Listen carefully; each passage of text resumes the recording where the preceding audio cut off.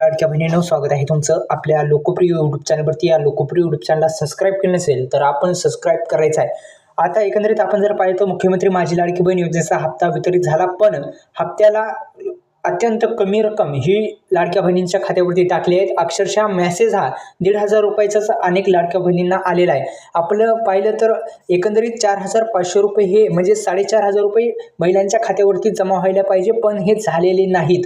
फक्त 1,500 रुपये या योजनेचे आलेले आहेत. मुख्यमंत्री माझी लाडकी बहीण योजनेची हप्ता वितरणास सुरुवात झालेली आहे. ही एक महत्त्वाची आणि आनंदाची बातमी लाडक्या बहिणींसाठी आहे. पण मुख्यमंत्री माझी लाडकी बहीण योजने राबवत असताना दर महिन्याला 1,500 रुपये देण्याचा काम राज्य सरकारच्या माध्यमातून होत होतं, पण नोव्हेंबरचाच हप्ता दिला की काय असा प्रश्न पण अनेक जणांना पडत आहे. कारण की 1,500 रुपये हे लाडक्या बहीण योजनेच्या खात्यावरती लाडक्या बहिणींच्या खात्यावरती टाकण्यात आलेले आहेत.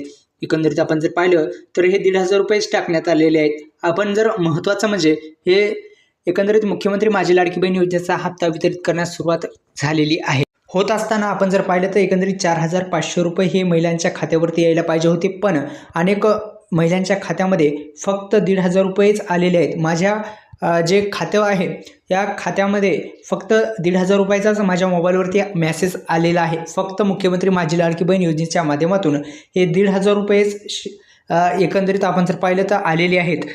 4,500 रुपये नव्हे तर 1,500 रुपयेच हे आले आहेत. फक्त नोव्हेंबरचाच हप्ता टाकली की काय राज्य सरकारनं असा प्रश्नसुद्धा पडत आहे. धन्यवाद.